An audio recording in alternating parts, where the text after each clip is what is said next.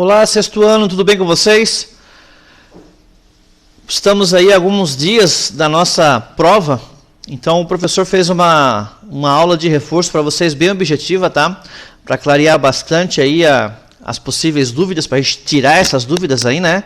Colocar essas questões em prova aí, para que você não tenha dificuldade na avaliação que a gente vai fazer semana que vem. Sexto ano, o professor Sargento Santos ele vai se afastar do Colégio Militar por alguns dias, e aí o professor ele não vai publicar aulas lá no ambiente Classroom. Eu não vou poder publicar lá. Então, mas eu vou continuar elaborando as aulas conforme a necessidade do curso de vocês, aí do sexto ano. Então, a partir de agora, a partir dessa aula aqui, você vai acompanhar os materiais apenas lá no YouTube.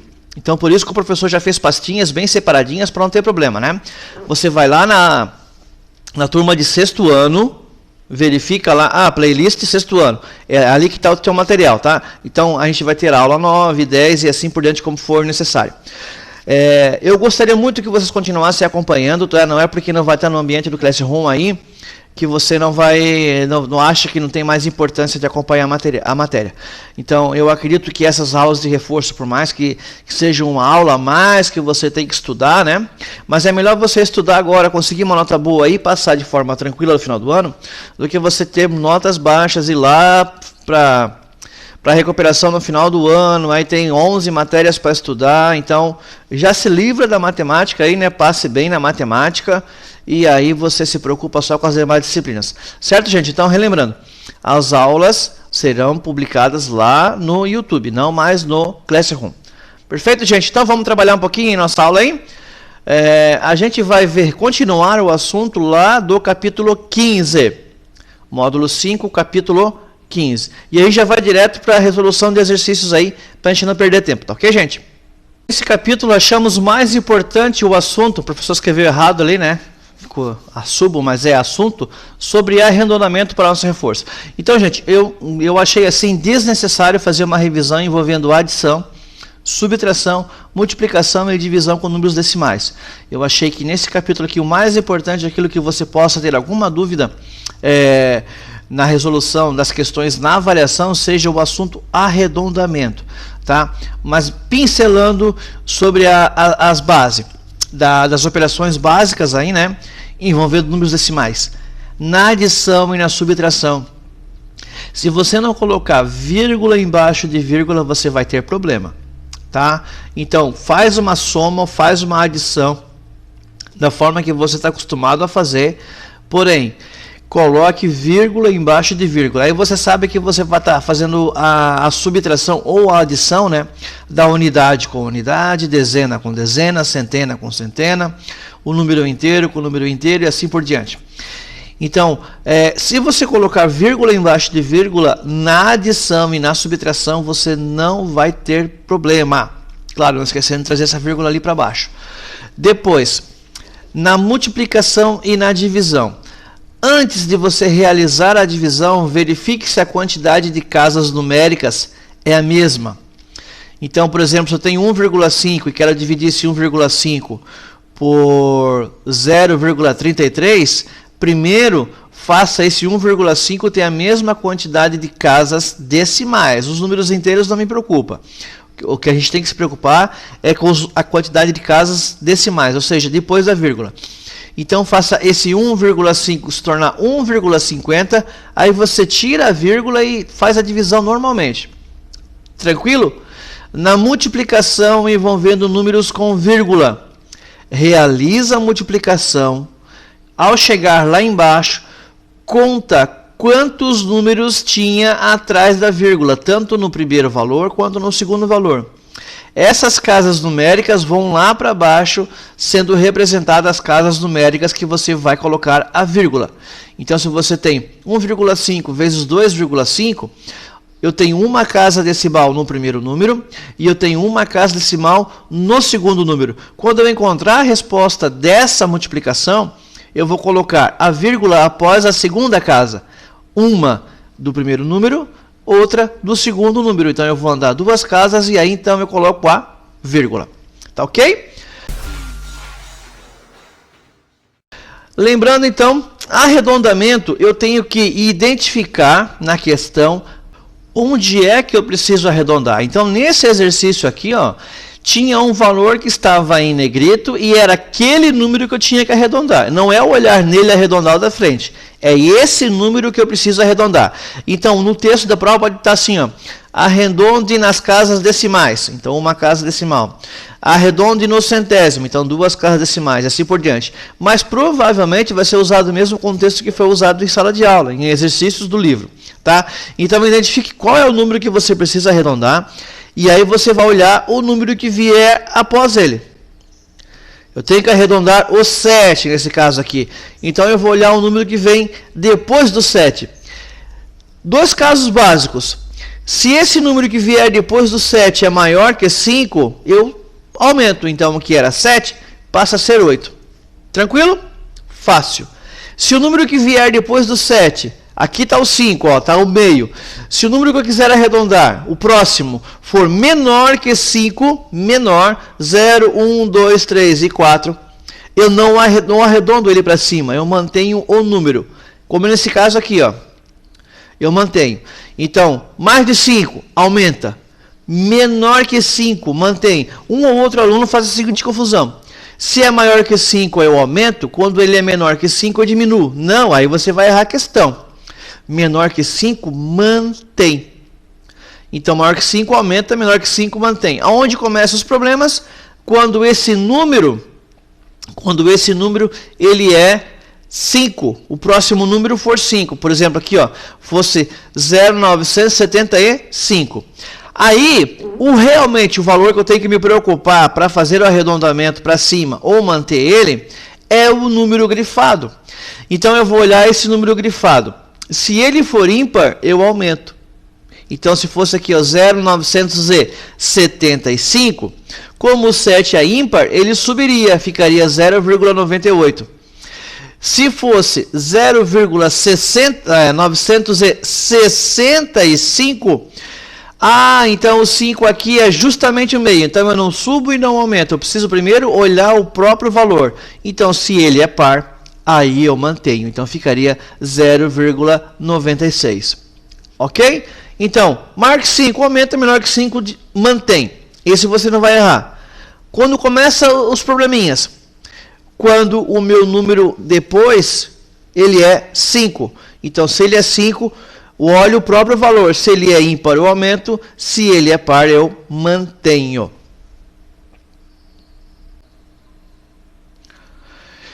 Então, a questão estava aí, a letra B, C, D, E, F, G, H e I. Então, o professor já vai resolver aqui mesmo, tá? Eu tenho que arredondar aqui, ó, a primeira casa decimal, ou seja, no décimo. Eu vou olhar o próximo. O próximo é maior que 5 ou menor que 5? É maior que 5. Então, é fácil. Eu não preciso me preocupar com o 8, eu vou olhar o próximo. Se o próximo é maior que 5, eu vou aumentar isso aqui para 5. E aí vai ficar 3,5. Tá aí, ó. Letra B. 4 é aqui que eu vou arredondar, então eu vou olhar o próximo. O próximo é maior que 5. Fácil. Então, o que era 4 vai se tornar 5. Tá aí, ó. É ali que eu vou arredondar, então o que vem depois eu esqueço. Deleto aí da questão. 12,567. Então, o 7 eu não estou nem aí, né? Eu vou me preocupar com o 6. O 6 é maior que 5? É. Então, o que era 12,5 vai se tornar 12,6. Tá aí, ó. Fácil, fácil, fácil. Questão fácil para ganhar, para acertar aí, né? Não tem dúvida nenhuma. 0,85003. Opa! 85003. Esse 003 aqui, ó, quer dizer que ele está acima do 0, né? Acima do 5, ó. Se ele fosse 0,85, 0000, ele seria o próprio 0,85. Então, nesse caso aqui, ó, ele vai se tornar o quê? 0,9. Porque, ó, ele passou um pouquinho da metade. Ele não é seguido de zeros. Ele não é um número que eu preciso olhar aqui à frente. Porque, ó, ele ele passou da metade, 0,85003, ele é maior que 0,85, ele passou um pouquinho da metade. Então eu arredondo ele para cima. Agora aqui não, ó. Aqui é 0,8500. Esse 00 aqui, ó, eu tiro, não vai me ajudar em nada. E eu vou me preocupar com o 0,85 aqui, ó. Então eu olho para o número da frente, o que ele é? Ele é par. Se ele é par, eu mantenho. Tem uma diferença entre 000 e 003. O 003 ele é maior que a metade, então ele aumentou. Letra G, 0,3500, a mesma ideia, ó. Esse 00 aqui, ó, eu esqueço, vou me preocupar apenas com o 5. E o número que eu vou arredondar, ele é ímpar ou é par? É ímpar, então ele vai aumentar, ele vai se tornar 0,4. Terminando, 1,3465, então eu tenho que arredondar aqui, ó. Eu olho o próximo número. Se eu olho o próximo número e identifico que ele é maior que 5, então ele vai aumentar. O que era 1,34 vai passar a ser 1,35. Tá aí, ó. Fácil arredondamento. Então, provavelmente vai ter uma ou duas questões de arredondamento, então você já tem 10% no mínimo da prova aí garantido.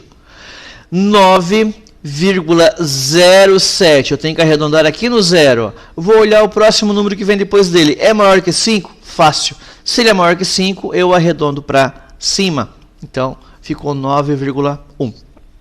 Sem dúvida, sem estresse no arredondamento, é fácil assim. Não tem desculpa para não acertar essa questão aí. Vamos realizar mais essa questão aqui de arredondamento, que agora a gente vai identificar as situações de maior ou menor na situação de arredondamento. Então percebam aqui, ó, que em alguns casos o valor numérico tem duas casas decimais, algum caso tem 3, um caso tem 1, outro com 3, outro com 3. Então o que você tem que identificar? Que nos casos onde tem 3 casas, né, se for necessário comparar com o que tem 2 casas, você faz esse que tem 2 casas, uma terceira casa ser 0. Exemplo aqui, ó, 9,8. Se eu quero comparar esse 9,8 com 9,803, eu vou fazer o seguinte: 9,800. Ao colocar 0, você consegue identificar que 9,800 é menor que 9,803. Fácil assim. Então, quando você quer comparar valores diferentes, né? E esses valores têm casas decimais diferentes, preencha esse valor numérico que tem menos casas com 0. E aí fica muito fácil de identificar qual que é maior e qual que é menor. Vamos pegar outro caso aqui, ó. 9,174, e se eu tivesse o número que fosse 9,100. 9,1, perdão. Então, esse 9,1 você vai acrescentar zeros, e aí você vai ter 9,100. E aí, é claro, que 9,100 é menor que 9,174. Tranquilo? É uma forma bem específica, bem objetiva mesmo, de você não errar quando um número tem mais casas decimais do que o outro. Equilibra, faz os dois ter a mesma quantidade de casas decimais, e aí você é nítido, você já está aí no 6º ano, né? Sabe muito bem como comparar o que é maior e menor. Vamos resolver então a questão do livro aí, a questão 4, de uma forma bem objetiva, como o professor elaborou aqui. E aí eu acredito que não vai ficar mais nenhuma dúvida na questão de arredondamento e identificar o número quando é maior ou menor que o outro, mesmo tendo casas decimais diferentes. Então perceba aí como o professor vai fazer passo a passo, tá? A letra A, o aluno obteve a maior nota nessa prova, ou seja, qual o aluno que teve a maior nota nessa prova. Então eu vou olhar aqui, eu tenho 9,8, o que for abaixo de 9,8 é menor nota, né? Então, 9,174 é menor, 9,221 é menor e 9,365 é menor. Então olha só o que o professor fez. Identifiquei o que a questão está pedindo, a maior nota. E aí eu vou tirando aqueles que são menores, ó. 9,174 é o menor de todos, então já risquei ele da tabela. Depois, o 9,21 é o segundo maior, né? Eu tenho, aliás, o segundo menor. Então, o menor, depois ele vai crescendo, porque ele quer saber, na verdade, qual que é maior. Então, eu vou crescer até chegar nesse valor. E aí, o próximo número, 9.365. Agora, aqui, ó, eu tenho dois números com 9,8. 9,8 e 9,803. Então, a sugestão que eu tenho para você, coloca 00 aqui, ó. E aí você vai ter 9,800 e aí fica claro que 9,800 ele é menor que 9,803. Então tá aí, risquei, achei o maior. Tá aí, ó. Sofia foi a aluna que tirou a maior nota. A segunda, entre os 5 melhores alunos, qual obteve a menor nota? Então aqui está os 5. Né? E qual que teve a menor? Então é a opção inversa. Então o primeiro que eu risquei aqui, ó, é o que teve a menor nota. Então eu zero, né? E eu vou buscar o que tirou a menor nota. 9,1, ó, o resto é 9,21, 9,8, 9,803, 9,365. Então tá ali o que tirou a menor nota foi o Pedro. É ou não é muito fácil de tirar um 10 da P2, gente? É muito fácil, aproveite agora. No terceiro trimestre vai dar uma puxada um pouco maior. Tá? Então caprichem, vamos lá para a P3 tirar uma excelente nota lá, e aí a gente vai chegar de sangue doce aí no terceiro trimestre. Agora a gente vai rapidamente para o outro capítulo que eu achei pertinente a gente trabalhar aí a parte de reforço, que é o assunto bem tranquilo, tá? Plano cartesiano, que é uma estratégia matemática que foi criada pelo René Descartes, um matemático muito importante e renomado aí da nossa disciplina. Então, ele trata bastante sobre localização. Você já viu bastante isso lá em geografia, tá? Por exemplo, se eu estou aqui em Joinville e quero ir para Curitiba, eu tenho que identificar no mapa em que direção que é Curitiba. Então, Curitiba ele fica para cima, para a região norte, no caso, subindo Joinville. Então, se eu quiser ir para Florianópolis, eu preciso ir para o outro lado. Eu tenho que olhar o mapa e ver onde é que está Florianópolis. Ah, Florianópolis está embaixo de Joinville. Então, eu preciso ir para a região sul. Claro que isso depende de ir para cima ou para baixo, dependendo de onde você está direcionando o mapa, né? Então, você tem que ver que o mapa ele tem que estar virado realmente para a coordenada que ele está sendo passado ali. Geralmente, a parte de cima do Brasil aí, para o norte, né? Então, norte, abaixo o sul, a esquerda e direita, leste e oeste. Então, o que você vai trabalhar? Localização de um ponto em um plano. A gente tem uma mesa, tem um piso, tem uma parede, ou seja, está um plano. E aí você tem um ponto de referência. Se você não tiver um ponto de referência, esse ponto de referência pode ser uma árvore, pode ser um carro, pode ser uma planta qualquer parada, pode ser um campo de futebol, pode ser qualquer coisa que consiga usar ela como ponto fixo. No plano cartesiano, a gente usa uma coordenada para padronizar a origem do sistema. Então, a origem do sistema, o meu 0, 0. Preste bem atenção. A coordenada, ela precisa, que eu estou trabalhando, plano, né? A coordenada do plano, ela precisa de dois valores. Um que vai trabalhar o eixo horizontal e o outro que vai trabalhar o eixo vertical. Então, partindo do 0, 0, 0 no horizontal e 0 no vertical, ali a origem, eu consigo identificar qualquer localização dentro desse plano. Então, eu faço um ponto qualquer, eu identifico quanto que eu tenho que andar nessa linha, na direção horizontal, quanto que eu tenho que subir ou descer desse plano, e eu consigo chegar no valor. Os mapas, né, dos tesouros aí que a gente vê muito em desenho e filme dos piratas aí, eles trabalhavam com esse tipo. Tem uma árvore, tem uma grande rocha, uma montanha, então ali é a minha referência. Então eu vou à esquerda, à direita, para cima, para baixo, dependendo daquela orientação ali. Peguei a síntese do capítulo. É sempre importante você verificar a síntese do capítulo, que é uma forma bem objetiva de identificar aquilo que foi estudado no capítulo. Então, eixo das abscissas. No oitavo ano, principalmente, a gente vai falar usando esse termo aqui, tá? Abscissa, ordenada, e depois, quando a gente estiver trabalhando no espaço, com coordenadas, tá?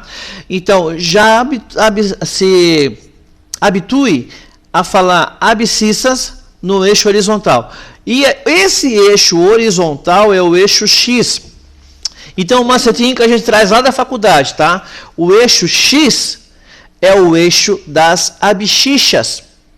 Se você fazer essa brincadeira, abscissa, você não vai esquecer que o eixo X é o das abscissas, tá? É claro que não se escreve abscissas com X, né? Mas a gente faz essa brincadeira para saber que o eixo X é o eixo das abscissas. Logo, o que resulta é o eixo Y. E o eixo Y, o vertical, é o das ordenadas. Só uma brincadeira para fixar bem aí o que é abscissa e o que é ordenada. Plano cartesiano é referência para a localização. É isso que a gente vai estudar no plano cartesiano. É uma referência para chegar em determinado lugar. Logo, a gente vai trabalhar continhas, essas continhas vão apresentar resultado, e esse resultado a gente vai colocar no plano. Então, se algo está aumentando, por exemplo, a temperatura, ela vai aumentando, essa temperatura num gráfico ela também vai aumentando. Então, eu consigo botar esses pontinhos no gráfico aí. Feita por meio de pontos. Então, esses pontos representam a localização no meu gráfico, por pares ordenados, abscissa e ordenada. Então, primeiro vem o X, depois o meu Y. A gente vai ver isso agora nos exercícios que o professor criou para vocês. Então, tá aí para fixar visualmente o que o professor está falando, né? Então, origem, aqui, ó. Nesse lugar aqui, ó, no plano, foi escolhido como origem. Se eu arrasto essas linhas um pouco mais para cá, eu mudo a origem também. Então, se eu colocar uma planta aqui, ó, nesse lugar, e se eu disser que essa planta aqui é a minha origem, então eu tenho que trazer esse vértice aqui, ó, onde as duas retas se interceptam, aqui para onde é a planta. Eu tenho que subir essas duas retas e colocar em cima dessa planta a minha origem, porque é ali que vai ser a referência. O meu 0, 0. 0 no eixo das abscissas, 0 no eixo das ordenadas. Então, quando queremos localizar um ponto no plano cartesiano, verificamos sua distância em relação ao eixo das ordenadas, que é o eixo Y, e ao eixo das abscissas, aquela brincadeirinha, né? Abscissa, então o eixo X. A seguir temos a representação do ponto P no plano cartesiano. Então, no exercício, eu vou colocar pontos em um plano cartesiano, e aí você, aluno, vai ter que identificar, junto com o professor, como é que eu chegaria nesse ponto usando coordenadas do René Descartes, da forma que ele elaborou para nós, ou seja, coordenadas cartesianas. Tá ok? Vamos gabaritar esse exercício com o professor aqui, que você gabarita a questão lá na avaliação.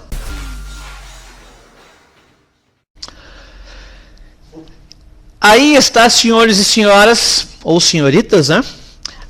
O nosso plano cartesiano.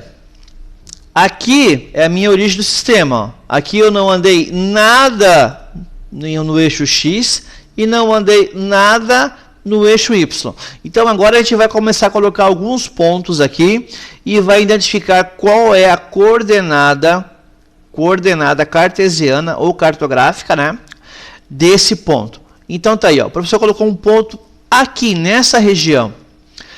Tome muito cuidado nessa hora. Primeiro você acha aquele ponto ali, ó, na direção de X. Então, para chegar retinho naquele ponto vermelho ali, ó, eu tenho que andar na direção de X quantas unidades? Então, esse gráfico aqui está de 2 em 2, tá? Então, o intervalo no meio aqui é o número ímpar que está na distância média dos dois pontos aqui, ó. Então, eu tenho que andar 2, 4, 6, 8, 10 unidades na direção de X. Ah, professor, mas aí eu não cheguei no ponto. Não, eu não cheguei no ponto, mas eu já cheguei na direção do ponto na reta X. Ó, a reta X tá aqui X aqui marcadinho no cantinho e Y aqui, ó. Então eu andei 10 unidades aqui. Achou a primeira? Pensem assim. Achou a primeira ordenada? Já coloca ali, ó. Então, qual é a coordenada do ponto? Primeiro a distância de X. Qual foi a distância em X? 10, ó. Tá aqui o 10. Então, já achei o valor de X. Primeiro X. Achou o X? Aí, então, eu vou trabalhar a altura, que pode ser tanto para cima quanto para baixo. Qual é a altura que está esse ponto No eixo Y, então, 2, 4, 5. Ó, ficou entre o 4 e o 6, então é o 5. Eu não desloco para cá. Eu não desloco para cá. Aqui eu já desloquei aqui embaixo no eixo X. Ó. Eu desloco apenas a altura. Porque se você tem a distância no eixo X e você tem a distância no eixo Y, você acha qual é o ponto cartográfico, a localização cartográfica desse ponto. Então eu andei quantas unidades no eixo Y? Eu andei 5 unidades. Ó. 1, 2, 3, 4, 5. Então aqui, ó, no lugar do Y, eu vou botar o meu 5. Então, qual é a localização desse ponto? O ponto fica na coordenada 10, 5. 10 na direção de X, no eixo X, e 5 no eixo Y. Essa aula é para ser flash mesmo, tá? Se essa aula é para ser flash mesmo, então vamos rapidamente agora para a gente já encerrar ela, tá ok? Então, vamos botar mais alguns pontos aí? Tá aí, ó. Qual é a coordenada desse ponto? Quanto que ele andou no eixo X? Bom, se o eixo X ele inicia aqui e ele não andou nada nem à direita nem à esquerda, lembrando que a direita sempre é positivo. Eu estou andando à direita no eixo X, sempre positivo. Se eu estou indo para a esquerda, eu estou diminuindo o tamanho dele, então ele fica negativo, né? Então, se ele não andou nada no eixo X, a coordenada no eixo X é 0. X igual a 0. Quanto que ele andou na altura? Ou para cima ou para baixo? Nada, ele não saiu, ele ainda não se movimentou esse ponto. Ele está na origem do sistema. Então, se ele também não subiu, qual é o valor de Y? É 0. Não é fácil tirar um 10 na prova? É muito fácil. Não vão errar as continhas ali de mais e menos, multiplicação e dividir, que isso aqui, agora arredondamento e coordenadas cartográficas, é 10. Não tem como não tirar 10, gente. Vamos para o próximo ponto. Está aí, ó. Como é que eu faço para encontrar, usando coordenadas cartesianas, esse ponto aqui? Bom, esse ponto aqui, primeiro eu começo andando na direção de X. Ele está à direita de X, então ele quantas unidades? 1, 2. Beleza, já achei o valor de X desse ponto. É 2. Agora eu vou achar o valor de Y desse ponto, ou seja, a altura dele. Ele subiu 1 unidade, 2 unidades. Então, o valor de Y para esse ponto também é 2. Está aí, ó. O valor de Y para esse ponto também é 2. A coordenada dele, ponto 2, 2. Tendo essa coordenada, eu consigo achar o ponto. Vamos para o próximo? Ok. Agora ele subiu, né? Ele subiu. Mas ele andou à esquerda e à direita? Não. À esquerda e à direita, ele voltou para a origem, ó. Aqui é a origem e ele não andou nada, nem para frente, nem para o lado, né, e nem para o outro. Ó, ele só subiu. Logo, se ele não andou nada no eixo X, o valor é 0. E ele apenas subiu. Ele subiu quantas unidades? 6 unidades. Então, qual é o valor de Y? É 6. Está aí, ó. Fácil assim. Próximo valor. Opa! Agora, vocês viram que esse valor é oposto ao primeiro? Mas ele é oposto apenas no eixo Y. Ele estava lá em cima, veio para baixo. No eixo X, ele continua não movimentando. Ele ficou estável, ele só desceu. Então, se ele não andou nada no eixo X, o valor de X para esse ponto é 0. E como ele desceu no eixo Y, ele desceu. E desceu quantas unidades? Vamos contar, ó. Aqui é a origem, desceu 1, desceu 2, desceu 3, desceu 4, desceu 5, desceu 6. Talvez não caia valores negativos na avaliação de vocês, tá? Mas o professor já se adiantou aqui, porque é uma aula de reforço, e como é a última aula, eu não sei até onde a professora vai passar o conteúdo para avaliação de vocês. Então, eu também trabalhei com valores negativos, tá? Então, se o eixo Y ele andou 6 unidades para baixo, partiu da origem para baixo, então o valor que ele andou para baixo, eu não posso dizer que ele é 6. Ele andou para baixo, ó, então tudo que fica abaixo de 0 é negativo. Então, o valor de Y é menos 6. Como eu falei para vocês, eu não sei se a professora vai cobrar valores negativos para pontos cartesianos, tá? Mas lembre-se, o que está abaixo no eixo Y é negativo e o que está à esquerda no eixo X também é negativo. Vamos passar mais um exemplo desse para fixar bem o conteúdo. Tá aí, nós temos um outro ponto.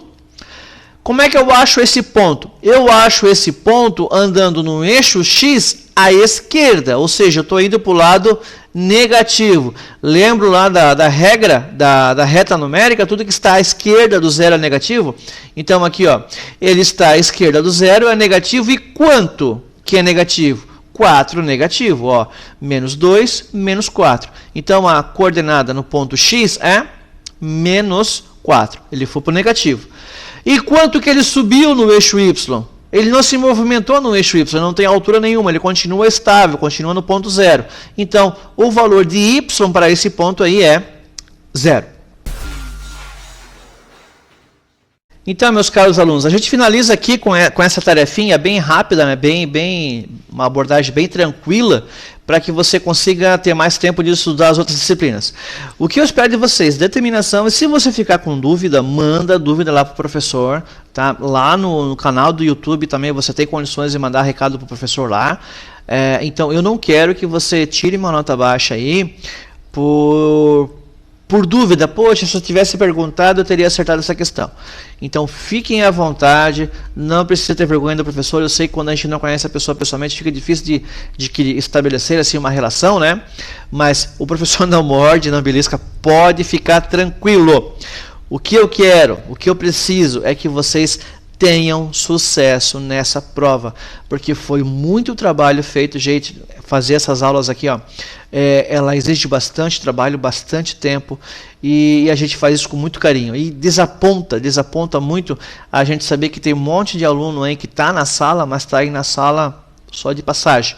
Não está fazendo atividade, não está vendo as aulas, não está dando a tarefa como concluída, e eu não sei o que vai acontecer.